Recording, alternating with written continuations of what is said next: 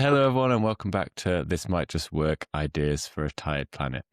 Sorry, it's been a little while since I've been here. I think I mentioned on the last episode a little bit of a change in tack since I've changed the podcast name. So it was Innovate Eco. If some of you have come here and are confused at why the podcast name and branding seems to have suddenly changed. Taking things a little bit slower and steadier in this new year, various reasons, a baby in the house, and also launching No Longer Known, our Planet Positive fashion brand, which is taking up quite a lot of time. So what I'm doing is just recording episodes as and when I come across someone interesting or a company that's really interesting and a story I want to share. So the episode is going to be a little bit more ad hoc from now on, which I hope is okay. But yeah, I've got a couple more batched and I'll do a few more throughout the year. So hopefully they'll be fairly frequently, but it's not going to be kind of on the every other week rotation like it was previously. So in this episode, it is someone that fits that category perfectly, someone really exciting that I just had to chat to when I came across them and what they're building.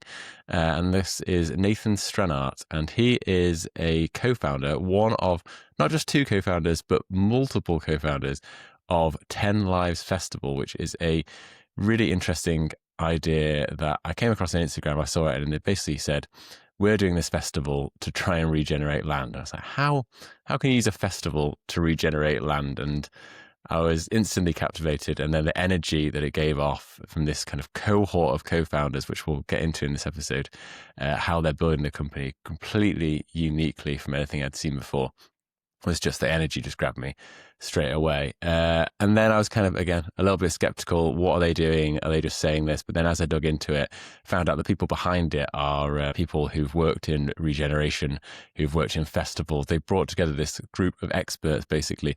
Nathan himself has an entrepreneurial background. He's worked as a project manager with startups, with small businesses. So they all bring these expertise to the table and bring it together, and they're now building this thing, this slightly crazy idea they've had, which is to use festivals to bring people together and to regenerate 14 million hectares of degraded land in Europe, which is at risk of desertification through drought. So the idea is that people will go to the festival, spend a week there, actually get their hands dirty, start regenerating the land, also learn, meet other people, learn these skills so they can go out and share it with others. And then also, of course, the most important bit, there'll be loads of music and fun and entertainment. So it's this idea of bringing nature and climate action to the masses using culture. We've talked about this many times before. What we're trying to do with No Longer Known is kind of very similar, with using fashion and culture there to bring biodiversity loss to a wider audience. That's what 10 Lives are trying to do by using a music festival to bring this to a bigger audience. So yeah, we get into all that, talk about the festival, and probably most excitingly for me, and I hope you enjoy this if this is something you're into, but Nathan, with his background in entrepreneurship, has some really fascinating ideas of how to build a company in modern times to make sure that it's regenerative and that it sustains and it doesn't just blow through planetary boundaries, which is the kind of classic business model. So we really get into how can you structure a company like that. So if you're out there and you're thinking about building a company in this space, or you're worried about, should I be a charity, or is it actually possible to build a company and still have an impact? Well, we get into all that in loads of detail in this episode. Nathan shares his expertise, some books that he finds really useful in this space. So I definitely came away with the longest reading list and list of notes I have in an episode for a long time. So yeah, really enjoyed it. Hope you do too. So without further ado, this is my episode with Nathan Stranart from 10 Lives Festival. So hi, Nathan. Great to have you on the podcast. Hey, Rob. Thanks. So I came across 10 Lives fairly recently, and it really jumped out at me from the social media post that you put out. Like, it really jumped off the page. The energy that was behind it was, I thought, really unique. So that's kind of where I wanted to start with this. I speak to a lot of founders. That you usually have one founder or maybe a co-founder, like two founders, but the thing that struck me immediately as being different with 10 Lives is this group of founders and this group energy that immediately was like, I want to be part of that. So yeah, I wanted to start there. How did it come about? Like, how did this group form? How did you kind of have this idea initially? And was that always part of the thinking from the start? Well, first off, like, I'm so glad that you're saying this because that's literally our purpose is to show that we're not alone building this, and we really want to build this as a community-driven project. So we're three co-founders, but actually it started with two co-founders. I joined up just like right after they started, and so the initial idea, I would say everyone has had this idea. Like literally everyone who's joining, almost not, maybe not everyone, but almost everyone who's joining had once an idea of combining music with regeneration, but never started. And everything started thanks to actually Nastasia and Louis, who after a few years had lunch at dinner together. And Louis asked to Nastasia, what would be your dream? Like if you had one dream, what would it be? And she said, at the time, she was studying a project in India from the Pani Foundation that's basically organizing a competition between 6,000 villages to restore watersheds. I don't know if you can imagine like 6,000 villages. So it's even more people just joining in a competition to restore something. And she said, somehow I would like to organize a European version of this. And her sister is into music and festivals and techno. And so she said, I would love to organize a regenerative festival. And Louis found this idea so amazing. He doesn't have a lot of time because he's a public figure. He published his second book. He's publishing now his second documentary. He's a landscape regenerator. And he said, I don't have a lot of time, but let's do it because like this idea is so great. We need to do it. And so they started, and then they did one post on LinkedIn that was saying something, hey guys, we're going to organize a regenerative version of Burning Man. Who wants to help? I love it. So me on my side, 1 month before that, before seeing that post, I didn't know any of them. I just like from time to time refine my objectives, my life objectives, and I think we're gonna talk a bit about that and how this is linked to my entrepreneurial journey. But I had written, I want to organize, I want to do the bigger version of what I've already done, which was my first startup was actually a green festival. It was like 6-7 years ago. And we organized up to like 4,000 people festival to up to 4,000 people, reviewing how you could use an event as a vehicle for societal change. Mm. So engaging with participants and so on a new behavior and like trapping them, nudging them with the music, and then making them go through so many different experiences in terms of consumption behavior that after that, they're just like, oh, okay, it's not too bad to eat insects or like to eat vegetarian or veggie or to use reusable things. And so I wrote that down and I see this and I'm like, it's so cool. I'm just going to send them a message to tell hey guys, if you want, I already did something in the same vibe. I can just share any like ideas that I had and I things that were difficult for me and whatever. And then good luck, And we ended up funding this together because basically I was the missing piece and they were the missing piece for me. Like we were all the missing piece to each other because Nastasia is basically a strategist. Louis is a landscape designer. And me, I'm a infrastructure project developer. So then we started, the three of us. But from the start, we all wanted it's a regenerative project. And we wanted it to do this regenerative project. We wanted to do it in a regenerative way. So we had to review how we organize ourselves, how we set up, and basically review the entire entrepreneurial journey. So both Nastasia and I, we are very interested in how you set up the governance, the legal structure, and different aspects of the relationship to profits. So it was what we do is really intentional. On my side, I already set up a program on regenerative entrepreneurship where we basically welcomed 12 entrepreneurs who build their project as community-driven projects. Mm. And Naz, she basically she has been doing that for her entire life. Like she has more than 15 years of experience in change management, especially on strategic projects for like very big corporations. And so from the start, we built 10 lives so that it could include as many people as possible. First, because it will ensure that we take decisions democratically. For various reasons, it's important, and I can dive in a bit later if you think it's relevant. But second, because our objective from the start was to stop desertification, and is still to stop desertification. And you cannot do that with one event. So you need a strategy that can scale fast, because we have 25 years to do that, but also that can allow a lot of people to enter the project and to be up to speed quickly. And basically that's what we've done so far. And I'm happy that you're saying you're seeing that on social media, because we're trying to show it. So on LinkedIn, we do a lot of posts, and our main traction is coming from there, given the community that was coming from Louis' network. Yeah. But on LinkedIn, it's also started to happen. And so now we have like a Notion dashboard that is accessible to the one that has been onboarded. We have an onboarding process that's quite smooth and that we're continuously improving, that Nastasia set up. And then we have a Slack group, a Slack channel, where we just like discuss, and we have like discussions on topic base. And yeah, I think that's pretty much it for now, like to tell you how we set up.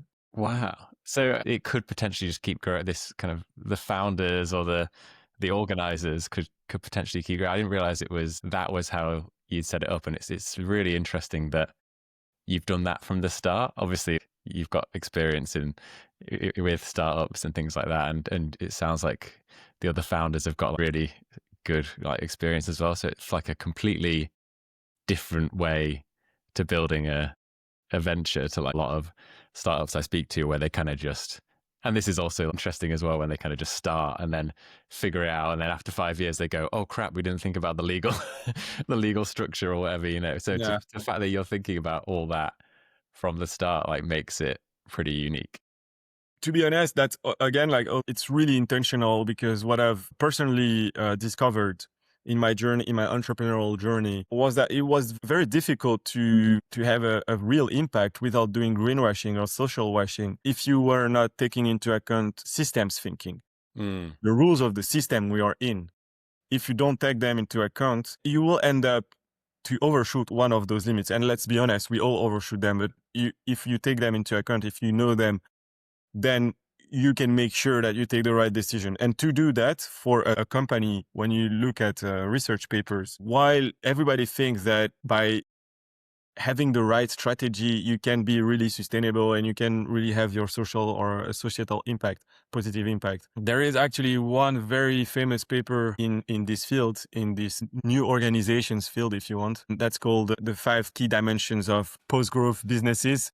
Oh, nice. I don't know if it's the exact title, but it's something like this. And it's from Jennifer Hinton.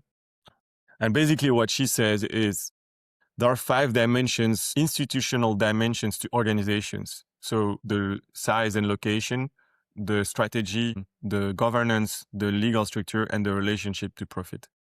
And actually, the 3 that are the most constraining for organizations are the relationship to profit, then a legal structure, and then the governance, and then only strategy and size and geolocalization. And so everyone is focusing on strategy and how you can have the most sustainable strategy. But if the 3 first are not well set up, at some point you're going to overshoot it. And the best example for that is a for-profit company, so a company that wants to make profit, but also has like a sustainable and social strategy. At some point, if the main objective is profit, they're going to overshoot this, like for sure. It's 100% sure. There are studies that show that.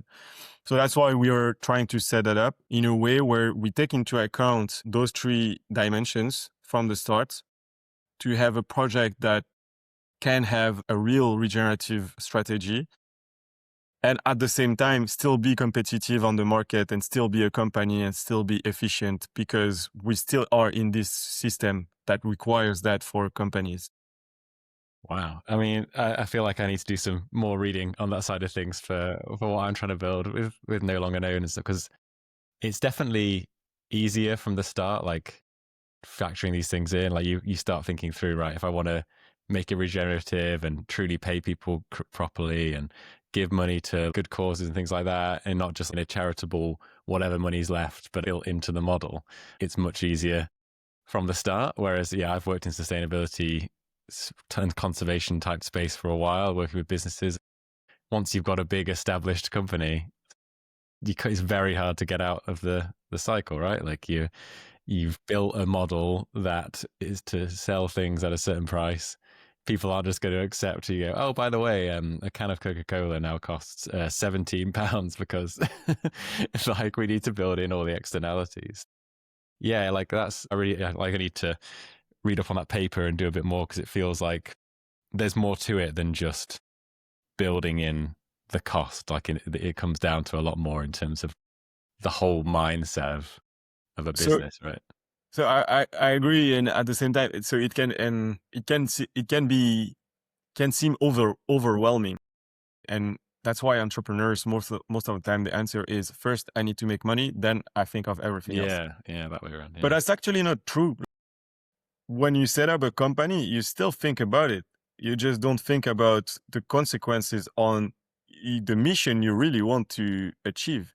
Okay, what everything I'm gonna tell now is not applying to someone who just who just wants to become a billionaire. Like if that's what you want to do and you're listening to this podcast, don't listen to me. But at the same time, I don't think that this is what most entrepreneurs want to do. Most entrepreneurs, what they want to do, and maybe that's like we can relate to that both of us. Like you identify a problem, and this problem is bothering you so much, and you think you can have the perfect solution to this problem, then you're gonna do everything to solve it.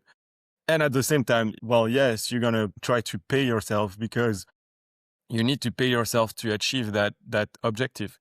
And I think for me, it can also be other things than just solving a problem. It can be most of the time it will be non-material things like recognition.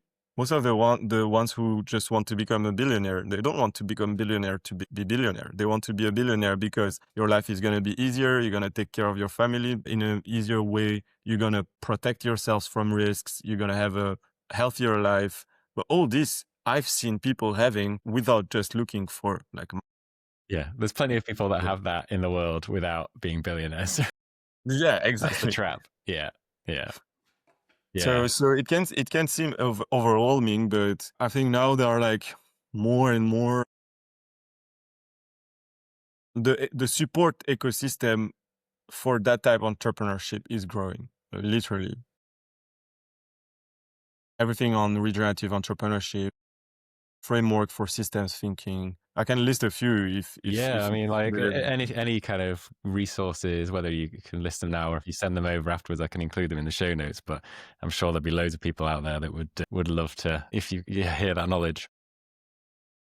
For sure. Like my go-to would be for the legal structure, look at three options. Either you want to go all the way and you consider steward ownership. So a really good example of that is Patagonia, the clothing brand. They just changed to becoming a steward owned company, Yeah. where basically you isolate the voting rights from the economic rights. And so you always make sure that the company is going to work on the mission.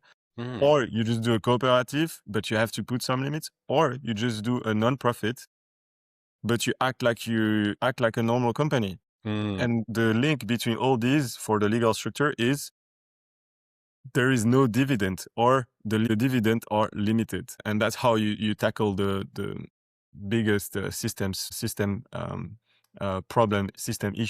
issue in our system is the accumulation of wealth in the hands of a few. Now, if you do what I've just said, you're just gonna redistribute that wealth and make sure that your company is always focused on solving or achieving the mission. And then on the governance, just try to have more people deciding when it seems to make sense to you.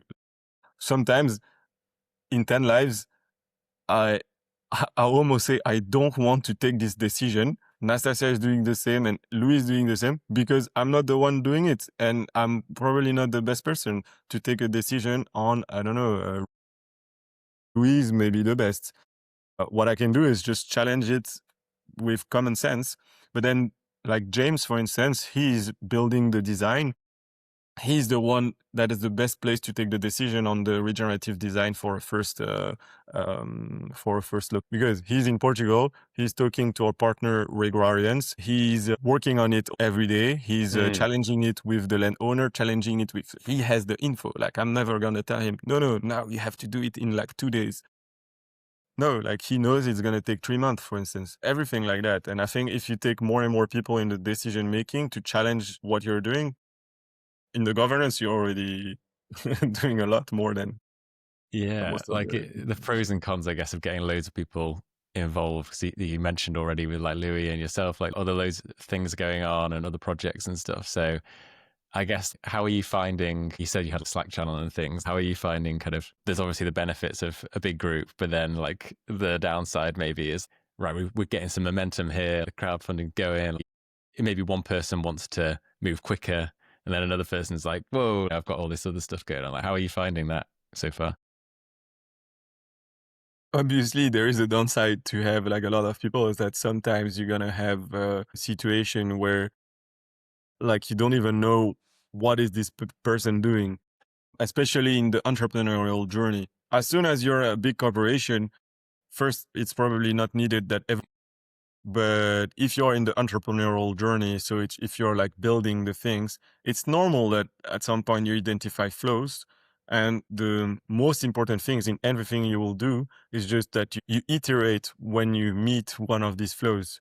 So a problem that just happened to us was I was getting a lot of noise from everyone joining 10 Lives, and some other member of our core team was having a lot of noise. And what I mean by noise is, for instance, our production lead, Elizabeth, who, by the way, already organized a regenerative festival in Denmark for the past like 5 years or Oh, 4 wow. years. Nice. I think now next year she's going to organize it with like 600 people. I mean, her job now is to find suppliers. And she was getting a lot of questions and a lot of propositions on how can the stage could look like this and like this and like this and like this. She cannot handle all that. Like she need to work, like she need to do the work. And at some point, we realized it's not always good to give opinion on everything. So we just set up a process to get the feedback of everyone at certain moment. Done. And we do that with everything. So at first we just have like one big rule for what we want to do. For instance, for governance, it was that we were consent based, so everyone was doing their thing, and then we had meetings and we're just saying, if nobody opposed this, I'm gonna do it.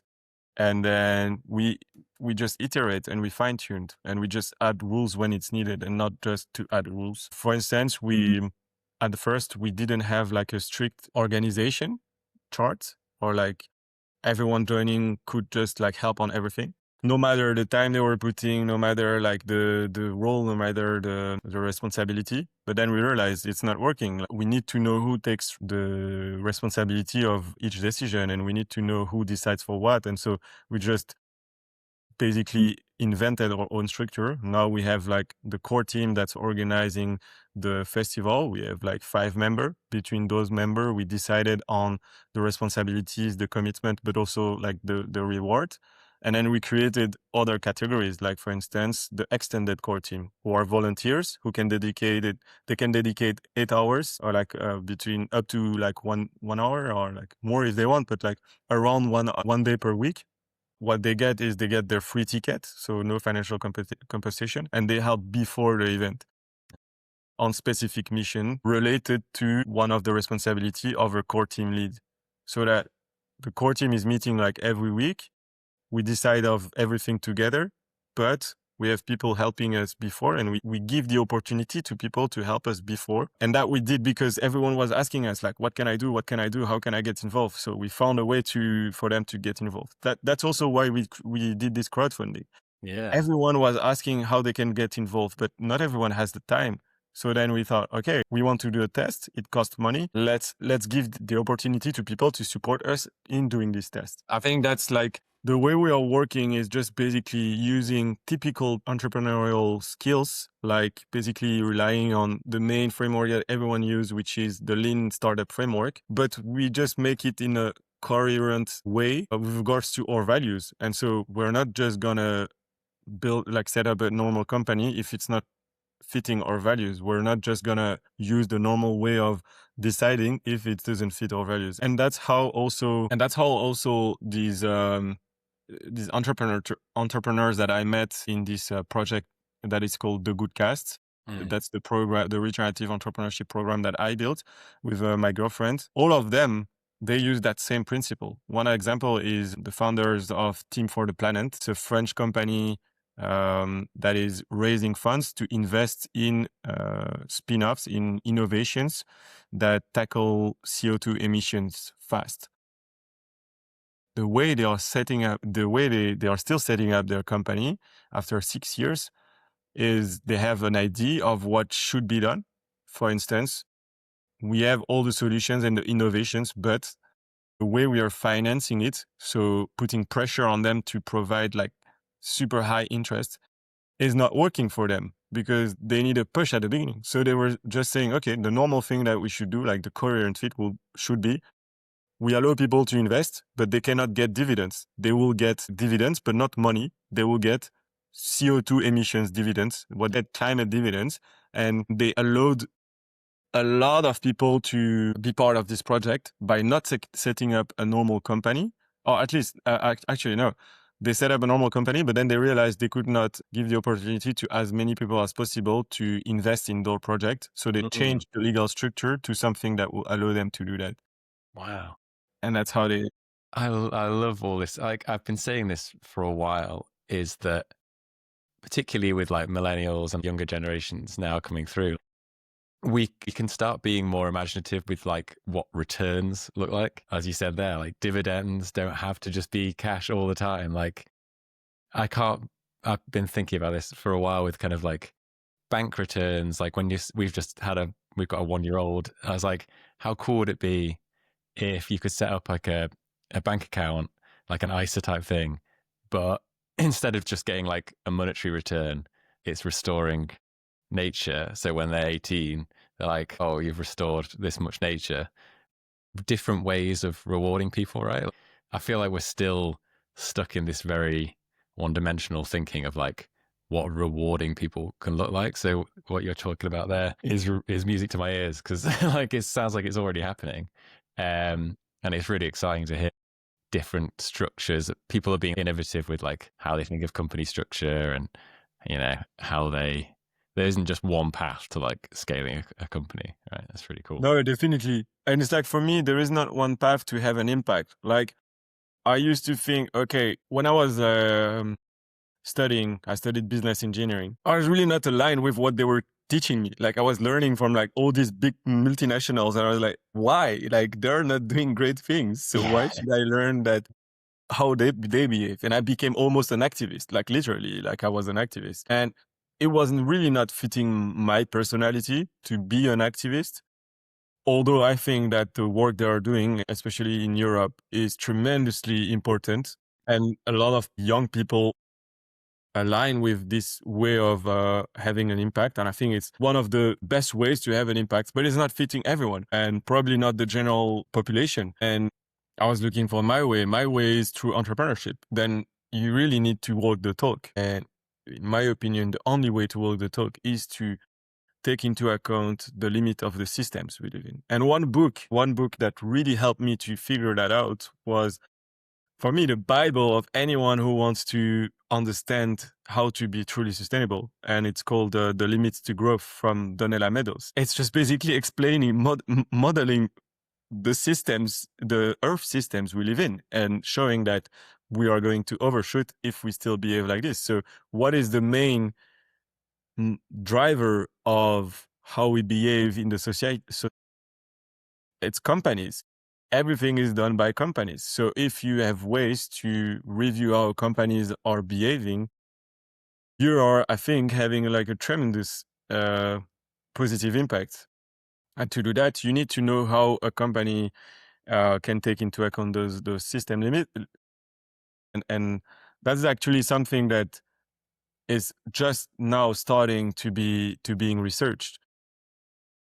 So it's normal if it feels overwhelmed, but isn't it also the purpose of entrepreneurs to test things and to try it? And I'll just, we were just thinking, okay, if we have to build something that is so amazing, like let's also try to do in a way that fits and that's cutting edge, if I can say, taking into account those limits and so on. I feel like we've gone deep on the entrepreneurship stuff from the start, which I love, because I was planning on doing this the other way around, but this is great because I'm going to follow my curiosity on this topic because I've got one other thing that's kind of jumping out to me, and it's the question I guess a lot of startups in this space face at one point or another, particularly if they're more in the tech side of things, which is investment. Like, and I've worked at impact startups before, which have taken on investment and ended up in a trap of like, this is the return that we were expected to deliver, and therefore you get into that trap of cutting corners, and you're into that same old business as usual kind of trap. So I guess just like, I wonder if you had any thoughts or advice for anyone out there who's kind of at that stage of growing, who's thinking about taking on investment to scale, and like, are there options they should consider? Yeah, how can you scale without that kind of traditional VC model? We are actually starting to look for funds, so it's a topic that's like Yeah. I'm like dealing with every day, and then I have like a very like my opinion on that is like almost final. I would say it's always evolving, but like I have an idea of what I think about that. The first thing we need to know is there is actually the inventor of the world, of the concept post-growth entrepreneurship, or like regenerative entrepreneurship, if you want. Her name is Melanie Reibach. Yeah. She is saying that we've been always following this VC or this Y Combinator way of doing, which is you have an idea, you raise funds, you scale, and you exit. But by doing that, we overshoot for sure. And then she wondered, okay, how could we review that so that we are not overshooting limits? Because nothing is growing indefinitely in this world. Like literally, the trees, they stop at certain heights. Not always the same, but they stop. We are not growing indefinitely. We stop at some heights, but different heights. I don't know, examples like this in nature, you'll find everywhere, that nothing is growing indefinitely, and everything is following a cycle, right? So the first question we need to ask ourselves is, do I need to scale? Yeah. Always a good place to start. Yeah. Really great place to start. Like, do you need to scale? No. Okay. But then why do you need the money? Because you need to invest in some things, and with these things, then you're going to generate money. In that case, it makes sense to raise money. But then you're in the category where you need funds to raise money, and you need to convince for that. So probably you will have already done a lot of work before doing that. And then you will be ready. If you're ready for that, even if you need funds to invest in something and then to use that to generate money, the way you raise the funds can be limited. Like you can try to get funds for a project without giving access to indefinite return, who will put pressure on you to prioritize profit over your mission. And there are several ways to do that, but the most famous way, in my opinion, and from what I've read, so it's maybe not the case, but from what I've read, first is to make sure that your legal structure is set up correctly so that you can always prioritize your mission. And that's by following steward ownership, basically, or forms of steward ownership. So in France, they have this mission company, a legal status, where you can limit funds and they have certain rules. So they have to prioritize profit, but also societal positive impact. Mm. You can just basically raise funds, but with conditions that the returns of the funds are limited to a certain amount. And then after that amount, the agreement is that all the money is put back in the mission. So it's not that you're going to get the money, it's the money should go in the mission. And you think there's investors out there that are happy to, more And and of more, that are course, happy to do that? Yeah. of course, you're going to restrict yourself, and it's going to probably be more hard for now to find investors. But I would say it's benefit for you, because anyway, you don't want investors that are not aligned with your value. And again, Exactly. Yeah. I'm repeating what I said earlier, is that everything I say now is for people who intentionally want to use entrepreneurship as a way to achieve a certain mission, and which is not linked to becoming a billionaire.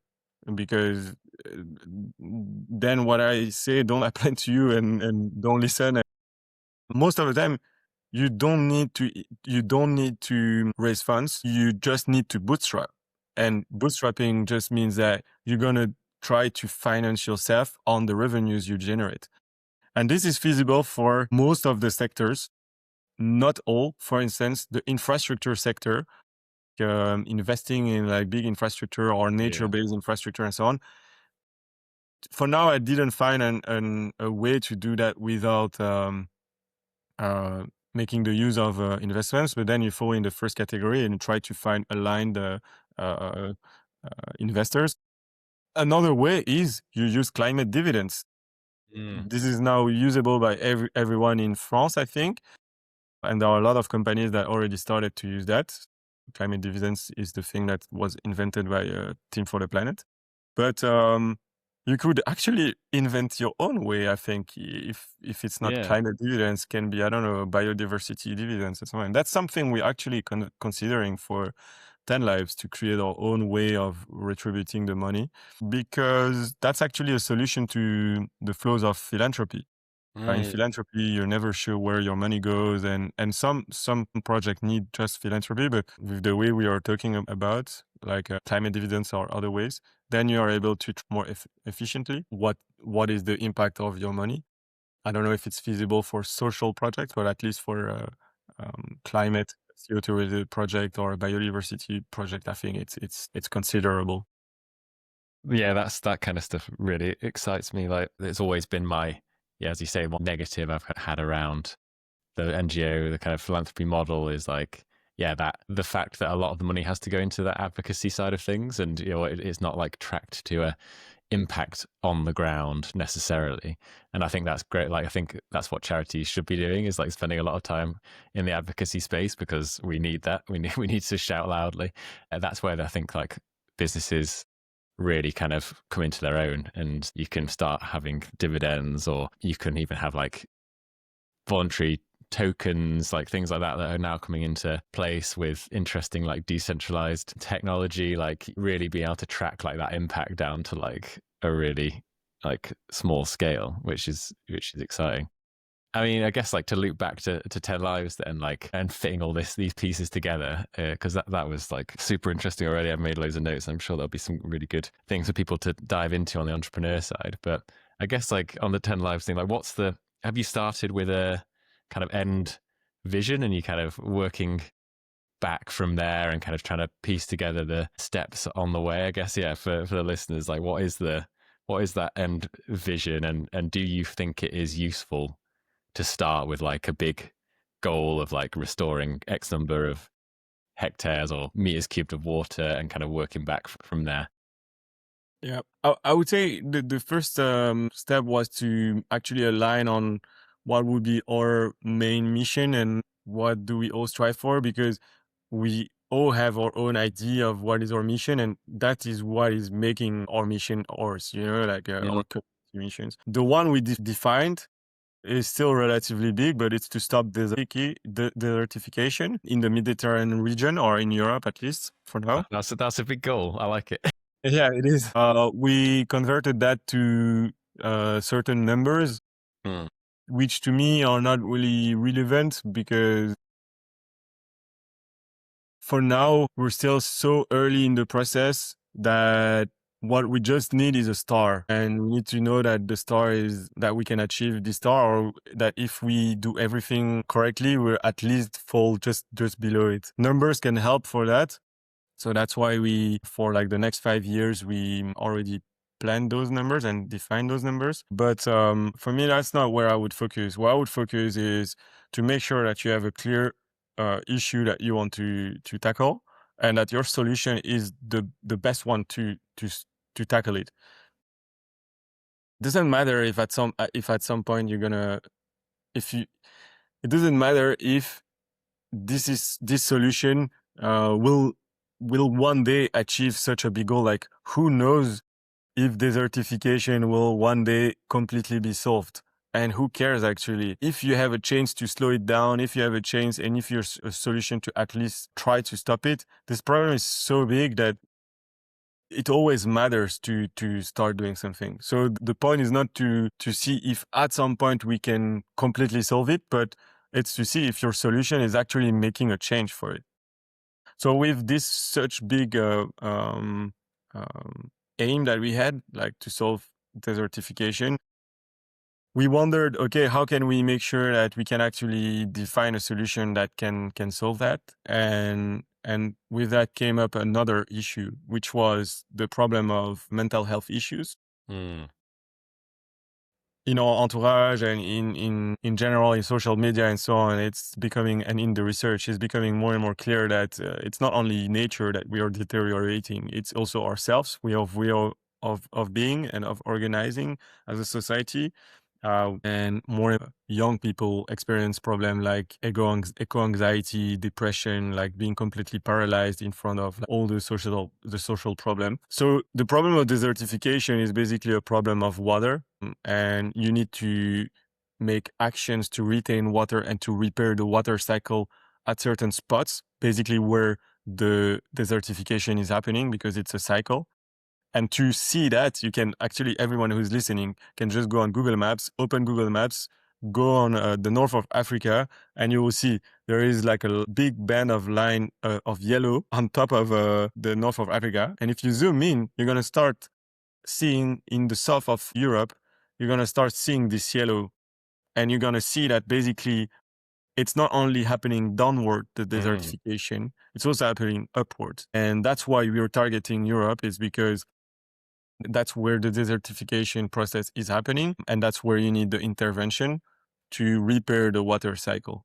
And to repair the water cycle, what you need to do is to give more time, at least there, it's to give more time to the water to go underground and for the native ecosystem to grow back, so that this natural ecosystem to grow back can do the evapotranspiration and attract the humidity from the ocean to repair this full cycle. And basically where we are acting there, therefore, is it's on the runoff of the water. Like if you give more time, basically the water is not going back so quickly in the ocean.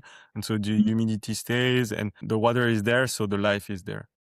On the other side, the solutions to do that are actually simple. The problem is you need a lot of people. We estimated that there are 14 million hectares of land degraded in Europe only. 14 million hectares. 1 hectare is a football field, million football field. So you need a lot of people. And that's where we wondered, okay, but this could actually be an opportunity, give a purpose to the other part of the problem, which is mental health issue. And the mental health issue, from what you read in the papers, or at least those who are experiencing eco-anxiety and are paralyzed because they don't want to act, but they don't know what to do, what you need to give them is a sense of purpose. And so the idea of using a festival to do all these two things, attract a lot of people and give them a sense of purpose to regenerate, you need to use something that they already love, that the general public already loves. You cannot just work with the early adopters. You need to have something that's mainstream. And that's how the idea of using a festival as a nudge fits, because they're like, okay, we're going to go to a festival. It's fun. There is a joy there. We love that already. And they're going to live a unique experience. We're going to use that as a unique experience for them to have a societal impact, to really regenerate in the morning. So we started with like a big star, like a big idea of an intuition of something that could work. We further define it with some numbers, like, okay, 89% of the population says that they want to act, but they don't know. And we estimate that there is 14 million hectares of land degraded. What can we do within 5 years? And can we use festivals to solve those two issues? And then we test and we iterate. And how we tested was we did few posts on LinkedIn, and we got like Louis did few posts on LinkedIn, and he got like hundreds of applicants for volunteering, for instance. We're like, oh shit, okay, people like it, but do they understand it? So we go to the scientists and we say, okay, guys, that's what we want to do. could this actually work? Then we worked with a guy named Ali Ben Shahid, or Shadid. I never know if I pronounce it correctly. Sorry, Ali, if you're listening to us. But so Ali is a scientist who has been researching on the water cycle for a while, and he's writing actually a very interesting Substack newsletter followed by like 1,300 people, where he explores the idea that you can actually repair the water cycle in specific points that he identified based on like weather data. And in those points, if you do regenerative actions, so giving more time to the water to go underground and to the ecosystem to grow back, to do the evapotranspiration, the evapotranspiration at all these actions in these areas will activate something called the biotic pump or biotonic pump. I never know again if I say it correctly in English. So the biotic pump. And this pump is like pooling humidity much more faster than in other areas, which like, according to him, is recharging and restoring water cycles much faster than if you act in other areas. Wow. Okay, so we are like, okay, so scientifically it makes sense. We go to regenerators and we're like, okay, we're going to use a festival to regenerate. What do you say about it? Because obviously you're like, okay, a festival, there's a lot of pollution around festivals, and normally it's known to destroy the earth. Like, how are the regenerators going to see us coming like a festival? Everyone, literally everyone in this sector buys in and joins the project. Like, we have the biggest community named Wreglesworth in the project, a lot of regenerators that really believe in the project because basically the fundamentals are the same. We want to use joy to go back to something that's better for everyone. And that's literally what the festival is about, is making people come together to experience something that we call joy. That's something mystical, something like we have difficulties sometimes to name, for something that concerns all of us, which is regenerating land so that we can still drink, eat, and breathe in 25 years. And little by little, we did all these tests that led us to now, where we want to test the project in real life. And we can do that. We're lucky to have found a guy named Bart, who is a landowner in Portugal. And we found an agreement with him to organize this first test this year, and a first edition if it's successful. For that, we needed money to test because it's still the early beginning. And again, we come back to this question, okay, but how can you fund that? Well, you have many ways. You could have asked your grandma if she's super rich, because it's not putting too much pressure. We asked the community to see as another test, okay, everyone likes the project, but are we going to put money also to do it together? Oh, this is so cool. Like, so you've thought about so many things from the start. Like, when I first came across it initially, I was like, oh, is it just going to be a kind of crowdfunding through the festival and then like giving money to someone to restore it? But the fact that it's like getting people hands-on, like it's tackling that issue of mental health, lack of community as well. And then you throw music into the mix, which is like, everyone loves music. Like, that's, I mean, maybe there's a few people out there that don't love music, but like the majority of people can like find joy and connection through music. So that's like the secret sauce that just like separates it from all the other volunteering projects, which are great, but they just maybe can't grow and scale to what we need to do to tackle, yeah, as you said, the huge area that we need. And the fact it takes so many people to do it as well, like it's hands-on work, is really fascinating. I mean, like, because there is so much like complexity in like the model, and you've already thought through like all these things, and like, you know, the classic thing that always happens is you get people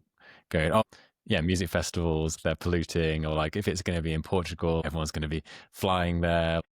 Surely this is not solving the problem. Like, how do you think about turning all these kind of complex thoughts and systems that you've built to like factor those things into something that's easy to understand for like a lay person that's just come across it on Instagram or whatever? Like, are you thinking about those things, or is it kind of just deal with it as it happens? Man, every day we are thinking about it. This is a pain in the ass to make sure that everyone understands, but that's also our job, you know, like we need to convey the message. We need to convey the message and make sure that each different persona gets enough information to be convinced, or just to say, oh, nice project. And we are doing that little by little. And we are kind of following like a reaction rather than anticipating approach. because that we found out that for us, that's what working for now. And I'm not sure we could do something else, to be honest, for now at the moment, because everyone is really, if I had to give you a view, like a visual, a visualization of who we are, I would say you need to imagine a bunch of entrepreneurs who all have their activities on the side to generate enough money, but also who all believe so much in the project and in the mission that they are willing to put the rest of their time, maybe not all of the rest, but like, for instance, the core team is almost all of the rest. The founders, we put all our time, and like the extended core team, they put like some of the rest of their time in the project. So we don't have time, literally. And Yeah. the best approach for us is to work on a reaction-based approach. But at the same time, we also, from the start, we knew, and especially Nast knew from her expertise and from her experience to dealing with like huge teams, that there are two key roles to be able uh, to to work with such a big community. The first one is an IT manager, or like someone who's experienced with no code tools, IT tools, and who can set up an IT structure that's allowing a lot of people to get access to the same information, share the same information, and discuss.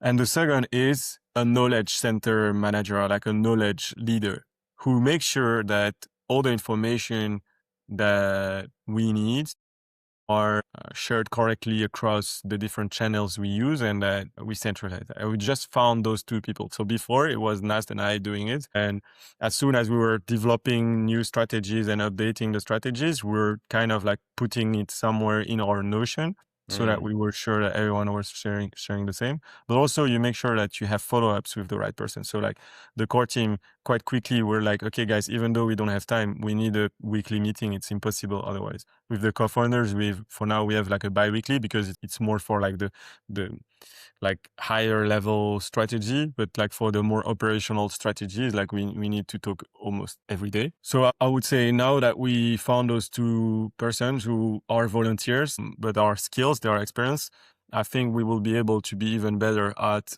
sharing the right information, not only internally, but also externally. Because obviously, we got like so many questions from different stakeholders. Like, we want a pitch competition. Well, in this pitch competition, in front of like big investors in Belgium, their main questions was related to the sustainability and the profitability of an event. Like, we are doing an event, the event sector, some of the event sectors, some of the actors in the event sectors are struggling, and we are saying that we're going to use an event to regenerate. So we have an higher cost, what seems to be higher costs, not Yeah. more revenues. And so obviously there are some questions. And on the other hand, we say we want to be regenerative, but festivals, they pollute a lot, like they produce a lot of trash, and transport cost is like, the transport environmental footprint is like 80%. Sorry, the transport is 80% of the ecological footprint of almost any big festivals. But what they don't know is, okay, the event sector is actually not struggling that much. People are continuously going to cultural events. There are so many research about it. Like, people will never stop to go to cultural events. Look, in Gaza, they were starting parties Yeah. right after, even during the occupation.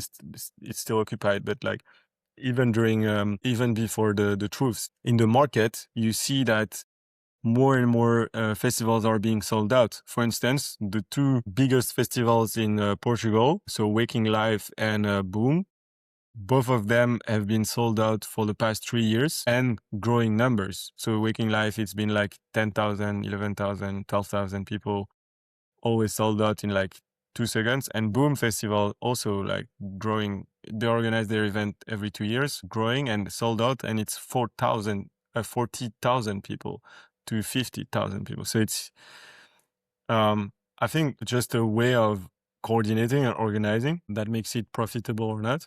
And then on the other side, we also have like costs that are cut because we are regenerating land, and we are still figuring out an economic model that works on that. But that goes through testing, that goes to talking to a lot of landowners, municipalities, and so on. But we think that we are still, like, from our calculations, from our financial projections and so on, we think that we can still be profitable. And that's what we're going to test as well in the future. And So all this complexity, how we are communicating it internally, it's by being centralized, by centralizing the information on specific software like Notion and making sure that there is someone who's updating it while having regular meetings, but organized in a certain way so that we don't waste time in the meetings. And how we make sure that we communicate it externally. There is no secret sauce for now. When there is something that's coming from 10 different directions, and that is we're just thinking, oh, okay, now it's important, and we have a weekly meeting to prepare our next communication posts on various channels, and we are like, okay, now this is like important. We need to make a post about that. Like we were always saying regenerative festivals, but although everyone thinks it's cool, nobody knew what we meant. Now Yeah. everyone knows if they go on Instagram or on our internet, on our website. So, so now everyone knows if they go on Instagram or on our website, they know that a regenerative festival, what we mean by that is a 7-day event where in the morning you will follow and you will be guided through hands-on regeneration. You will learn by doing, and you'll be guided in teams of like 10 to 20. We're still figuring out. And then in the afternoon, you freely access an entire village that we create for you, where you can enjoy the talks on regeneration from the best regenerators in the world and the most active and famous speakers on the topics and on nature-based solutions. You can also enjoy workshops on specific things like how you build seed bombs, how you dig a hole, how you like more hands-on things and games, and of course music shows. And the secret sauce for now that we are thinking of building, because every festival needs one, we have the regeneration, but you also need the cultural like unicorn. For now, our surprises outside of the festival site for small groups, because we realize that the site we go in are so big that it will be a pity, and you only see the festival site and the regenerative site, and you don't see all the secret spots around. Yeah, nice. But yeah, nothing decided yet, so I just wanted to tease a bit. I mean, it sounds amazing. Yeah, you said like, and I completely agree. The demand for festivals is just not going to decrease. If anything, like people are craving in a more digital world connection and live events. So that's a safe bet for sure.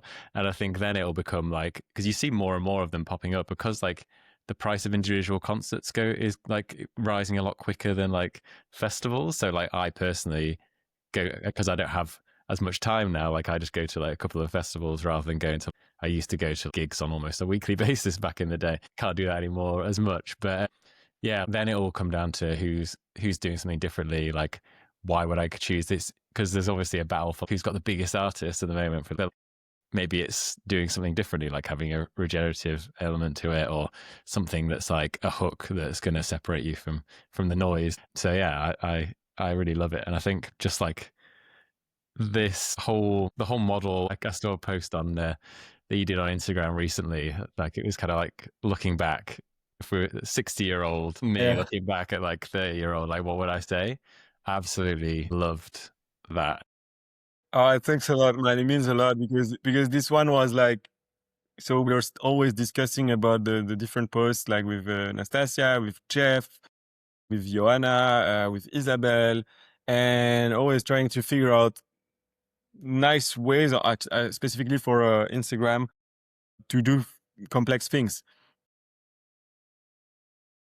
Or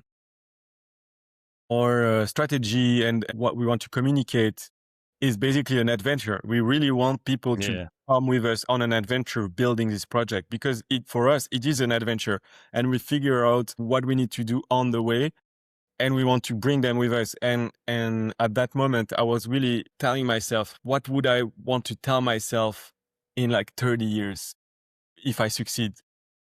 And that's literally what I said in the video, like just enjoy the ride Yeah. and do everything you can, because it's just starting. It's just starting, and you need to enjoy every bit of whatever you create, especially because we are doing something that's not only funny, adventurous, and it's just like it's cool to work on a festival, but also because we're trying to do something great for everyone and non-political. Like, of course, everything is political, but like what I want to say is without judgment of anyone. Like, we're just saying, guys, we all need to regenerate this land. Like, let's do it, and that's cool. And so we need to enjoy that.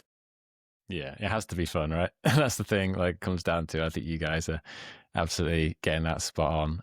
If we're gonna do these big scale, huge goals and get anywhere near them, we need to make it fun to bring people along on the ride, and we shouldn't be ashamed of, of doing that. Was there anything else you wanted to cover before I go? I've got 3 final questions, which I think I emailed over. I'm sure you'll Yeah. have answers to them, even if you didn't have a chance to prepare. But yeah, before we go on to the 3 closing questions, do you have any final things? There is one thing I want to say, because that's the thing that nobody sees. That is the underlying action and impact that we have, but that's a bit hidden. Literally, our project is basically an education project. The underlying thing that we are doing is that we are trying to give the knowledge to the right people and the power to the right people so that they can regenerate with us. And I'm going to explain myself. A big part of the regeneration is going to be done by the participants. So already at that level, there is a sense of education, because they come, they regenerate, they learn, they listen to talks and so on. And then they go back to, we hope, the most local possible, like the local nearest region possible.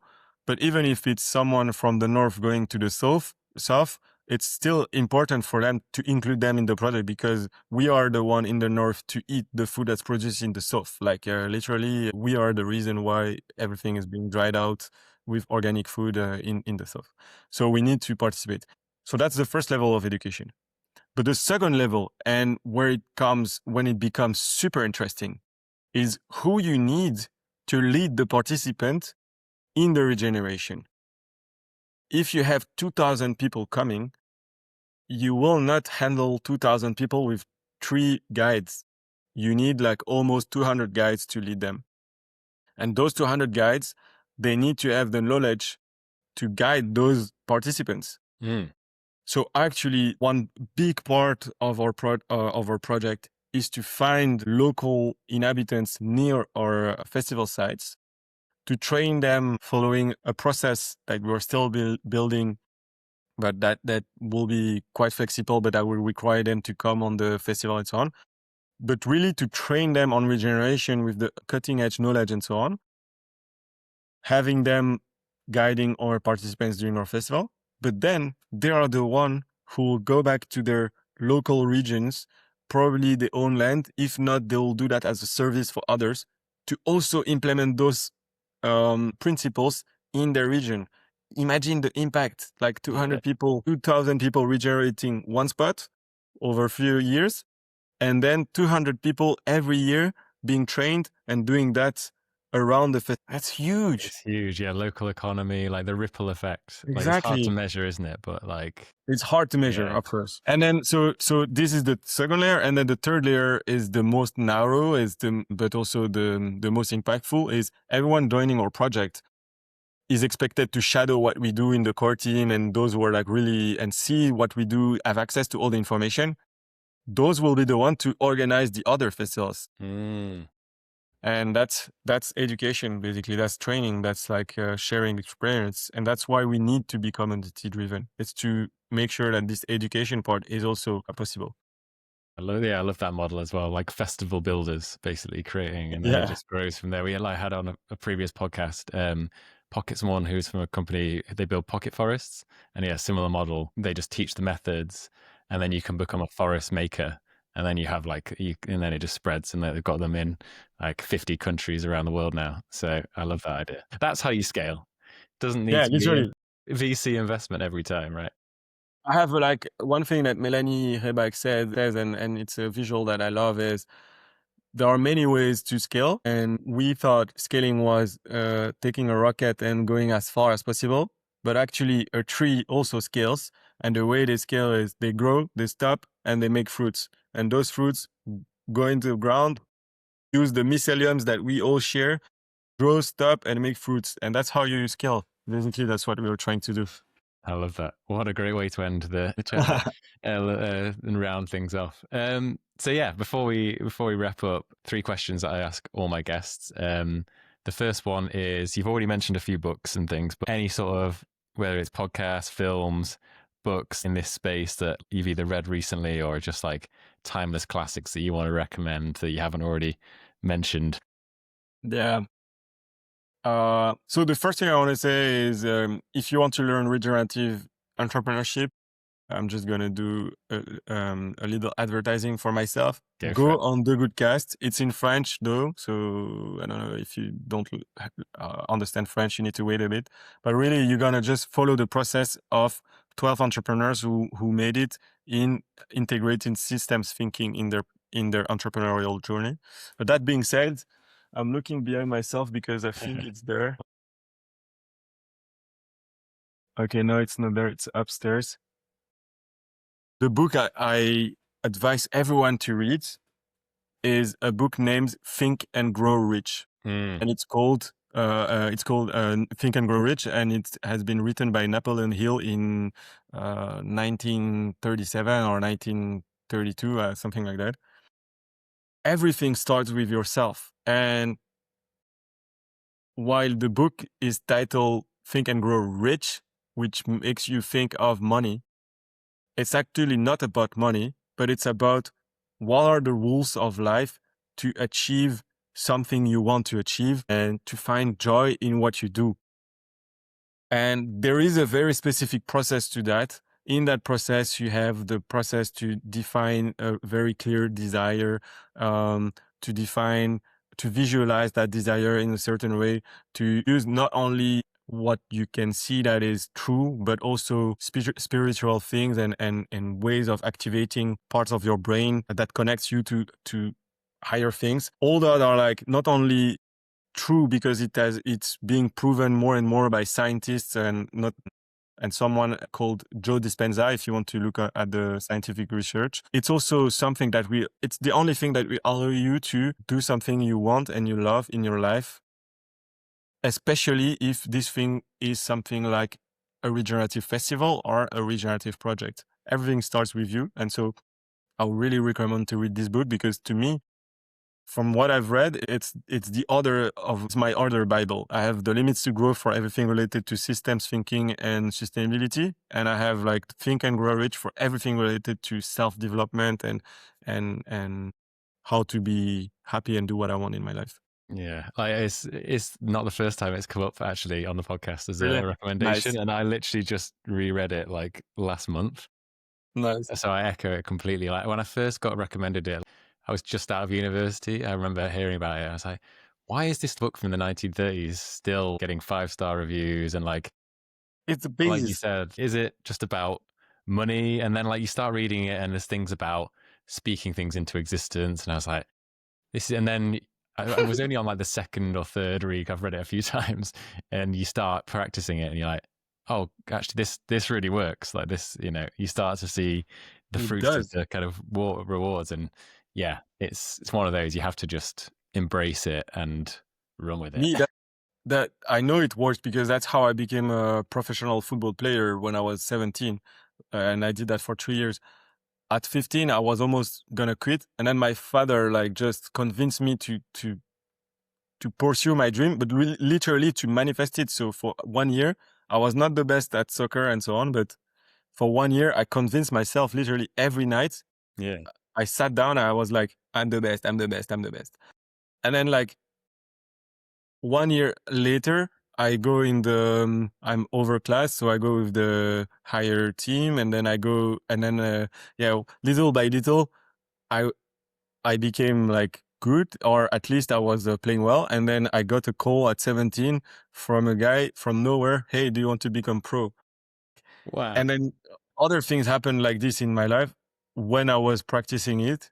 Now it's just that I'm practicing it following certain paths. And some of us are lucky because we have a dad who who just tell you how to do it. Others need to read a book and that's it. But it really works. Yeah. definitely recommend it. I could talk about that book for like an hour, so I'm going to pause it Yeah, there, me but too, man. everyone should read it. And then the next one is in the interest of like sharing the wealth and getting more ideas into the world, because I'm sure you're like most entrepreneurs, you probably have a Notion list or like a list somewhere of hundreds of ideas that you're like, oh, if I could just clone myself, I would do that business as well. Like, do you have any which you wish if you had the time you would start, but you're happy to give away to a listener who is maybe like, I want to do something regenerative, but I don't have an idea. Like, do you have anything? So first, I want to say that it's funny because in the 12 videos in the program that I built, that was the last question I was asking to those entrepreneurs. Nice. So I relate, and 100% I have like so many ideas. Um, One that's like one of the latest that I got is related to travel. I'm a big fan of expeditions and adventure and doing crazy things and just trying, and then we see what happens. Basically, getting into the unknown. But I realized that this is something that's also destroying a lot. And so I was wondering, okay, how can you do that while still having like a positive social purpose? And basically, an expedition is this: it's doing an adventure for a scientific purpose. But then you need to just adapt few things so that you're sure that your environmental footprint, ecological footprint is not bad and justified just by the scientific purpose. And I think that's something that someone could use to offer another option of travel nearby. Uh, how do you say that? Let me rephrase. I think that's an idea that someone could use to build a platform where they democratize scientific expeditions with Mm, low carbon emissions, with travel near their home, but that will still provide this adrenaline that you get when you just take a plane to go in South Africa and do kitesurfing, for instance, or to discover new places. So this adrenaline of going so far and discover places, I think you can still get that with least environmental footprint by doing a scientific expedition. And so there are some accounts that are and companies that are offering alternative ways of traveling, but I didn't find one that is offering democratized scientific mm, expedition as a. And this is really needed for some laboratories, for yeah. some data collections, for instance, because in the rivers, for instance, it's only if you do the collections of water or plastic samples along like several years that then you can identify where the plastic is coming from, for instance. So yeah, I would do that. Then I have so many others, but that's I love that. I mean, yeah, again, like I'm sure we could. I've got the same. I think I've got probably about 200 on a list now or something. Just, yeah, we don't have the time. I'm gonna, yeah, this is why I started it, because it's just good to get the ideas out there and share them. So I love that one as well. And it's something that, yeah, I think about a lot, because a lot of people who work in this space like adventure and love nature and want to see it and kind of want to have those adventures. So I think if you can make it easier to find it closer to home, then that would be great. And the final one before we close is the billboard question. It's, if you could put a quote, it could be one of your own, it could be attributed to someone else. Apologies if you already used your favorite one just before, to go on a billboard in like your home city to get like a message out loud and proud to the people who are passing by. Like, what would you put on that billboard? do impossible things. Love it. That's the one that come to that. That's the one that, oh no, dare to do impossible things. It seems to be close to Nike one, but or literally just dare to do something impossible, and you will see the outcome. So I would say that dare to do the impossible. Yeah, dare to do impossible things and think bigger than just buying some Nike Nike shoes. Yeah, love it, love it.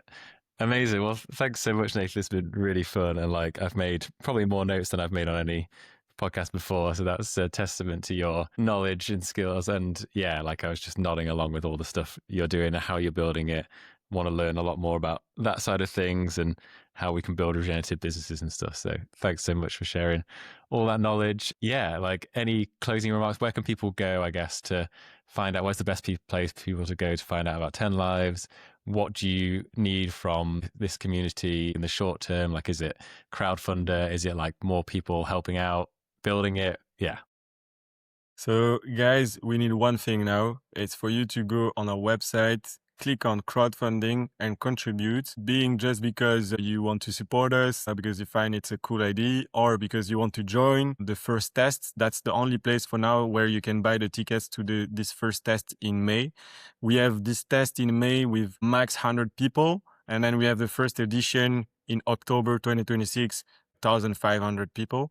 But so just go on this crowdfunding, support us, because it starts with putting a few euros, even €1. It will show that there is a lot of people behind the project that supports it. And yeah, also I just want to thank you because it was a great podcast, a great conversation. I had a lot of fun. I loved your questions, and I also love the other emissions that I listened to. So thanks a lot. Great work. And No worries. Lovely to meet you, thank you. Nathan, and carry on the great work. So thanks again for tuning in to this episode of This Might Just Work, Ideas for a Tired Planet.